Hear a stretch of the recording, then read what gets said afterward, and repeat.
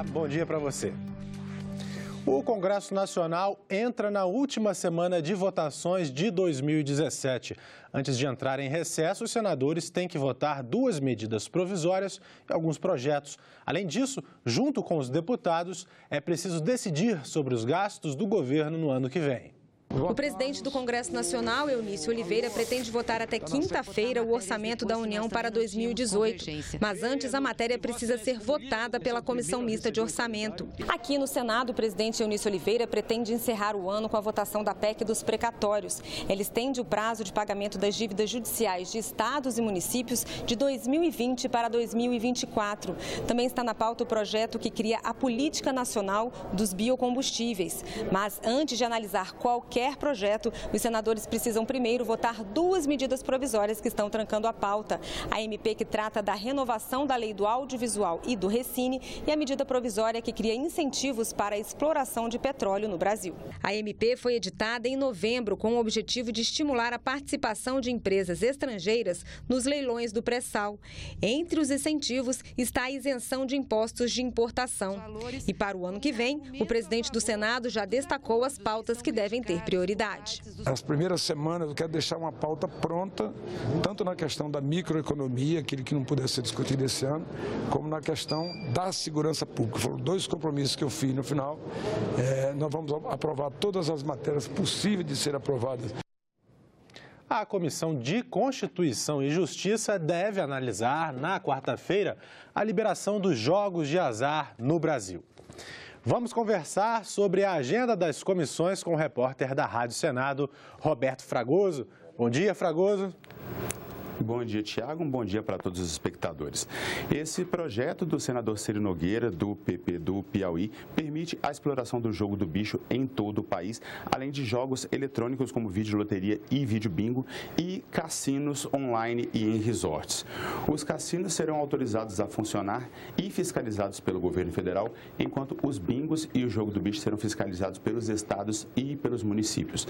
A expectativa do senador Ciro Nogueira é que a legalização dos jogos permita a arrecadação de até 20 bilhões de reais por ano.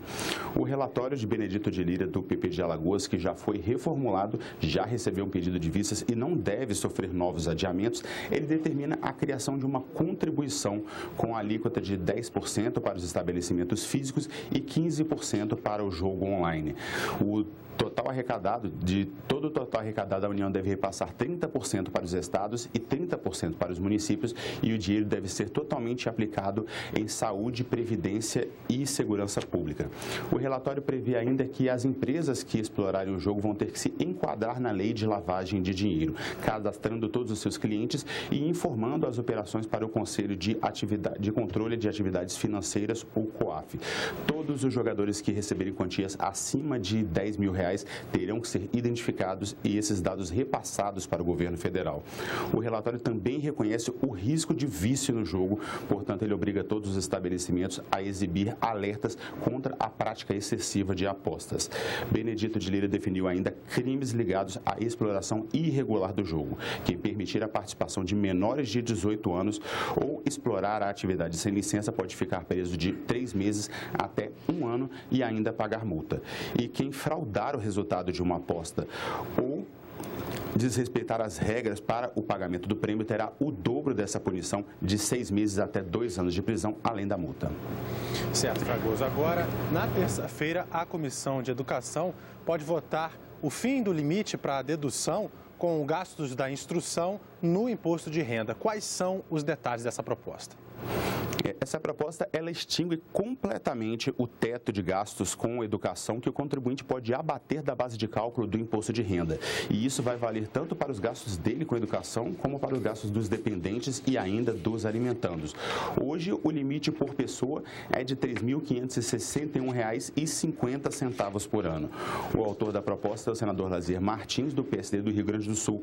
E ele argumenta que a Constituição Federal prevê a educação de qualidade como um um direito fundamental, mas que a realidade está distante disso. O PISA, o Programa Internacional de Avaliação de Estudantes, em 2015 classificou o Brasil na 60ª posição em uma avaliação de 76 países. O resultado disso é que muitas famílias acabam pagando com seus próprios recursos por educação privada, quando já pagaram com os tributos pela educação pública. O senador lembra ainda que não há limite para a dedução de despesas com saúde ou outro direito básico garantido pela Constituição. Portanto, na opinião dele, não há justificativa para se manter esse teto de abatimentos no caso da educação. Ok, Fragoso, muito obrigado pelas suas informações. Um bom dia para vocês aí na Rádio Senado. Um bom dia para vocês na TV. E agora a gente confere as atividades do Senado programadas para hoje. Na subcomissão do Estatuto do Trabalho, haverá audiência pública sobre as mudanças na consolidação das leis do trabalho, a CLT, promovidas pela medida provisória 808, que modificou pontos da reforma trabalhista. Às 11 horas, haverá sessão especial no plenário para comemorar os 180 anos do Grande Colégio de Ritos para o Brasil e os 300 anos da fundação da Grande Loja Unida da Inglaterra, instituições ligadas à maçonaria. Às 2 da tarde, também no plenário, haverá sessão destinada a discursos e comunicações dos senadores. Às 4, audiência na Comissão Senado do Futuro sobre a crise hídrica no Distrito Federal. Às 6, ocorre na Comissão de Relações Exteriores o 18º painel do ciclo de debates O Brasil e a Ordem Internacional, estender pontes ou erguer barreiras. O tema vai ser o Brasil e o seu entorno estratégico, América do Sul, Atlântico Sul e o continente Antártico. Quase 24% dos brasileiros têm alguma deficiência. São cerca de 45 milhões de pessoas, segundo o IBGE. E para dar mais visibilidade aos temas inclusão e acessibilidade, o Senado realizou a 11ª Semana de Valorização da Pessoa com Deficiência. A semana começou com um debate na Comissão de Direitos Humanos sobre a valorização da pessoa com deficiência. O representante do Ministério dos Direitos Humanos defendeu que a inclusão é papel de toda a sociedade. Quando eu penso que a acessibilidade é para todos nós, que quando eu saio do aeroporto puxando uma mala ou empurrando um carrinho de bebê, eu preciso de acessibilidade. Se eu estou num lugar barulhento e eu estou querendo assistir um jornal, e eu ligo o closed caption, eu estou aproveitando da acessibilidade, não é só a pessoa com deficiência que está aproveitando da acessibilidade. Então, a acessibilidade é para todos nós. Também entrou em pauta o papel da administração pública, quando o tema é a acessibilidade. A acessibilidade ela precisa ser vista sob o aspecto profissional, ou seja, ele é técnico, ele precisa e demanda uma série de providências de arquitetura, de informática, sobretudo, e ele precisa exatamente estar absolutamente estruturado dentro da organização de cada órgão que compõe a administração pública. Nós temos a questão da acessibilidade colocada na nossa Carta de Compromissos do Senado Federal, da Diretoria Geral, e nós temos o Plano de Acessibilidade, que nós trabalhamos, que envolve várias áreas da casa, que envolve, nós contamos aqui, acho que 28 unidades diferentes da casa. No Senado, por exemplo, é comum ver os jovens da APAI pela biblioteca. Eles são contratados para higienizar os livros. Esse emprego está sendo muito bom para mim. E quando eu recebo o salário, eu ajudo em casa, ajuda a pagar as coisas, a conta de luz. Ali trabalha junto, a lanche também, volta para o trabalho, faz um exercício laboral e vai embora para casa. O trabalho aqui do Senado, que é de higienização de livros, é um trabalho que eles conseguem fazer assim, com perfeição. Além dos jovens da APAI, há vários outros funcionários com deficiência no Senado.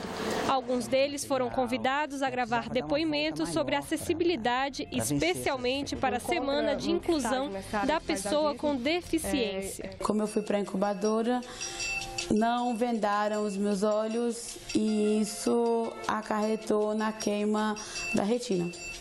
Mas os meus pais, eles sempre me criaram de uma forma completamente normal que eu tinha vários outros sentidos. Então, assim, eu sempre vivi de uma forma, assim, de querer vencer qualquer tipo de barreira. Eu tenho uma deficiência auditiva unilateral. A minha mãe teve rubéola durante a gravidez, né? Então, desde que eu nasci, eu tenho essa deficiência. Em relação à minha deficiência, o Senado Federal atende bem às minhas necessidades.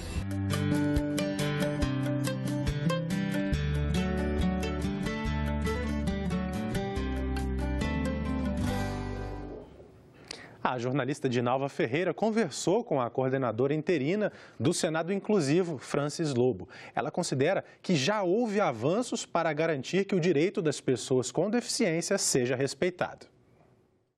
Francis, já é a 11ª vez que o Senado dedica uma semana inteira para essa questão de valorização da pessoa com deficiência. A intenção é o quê? Dar visibilidade a esse tema?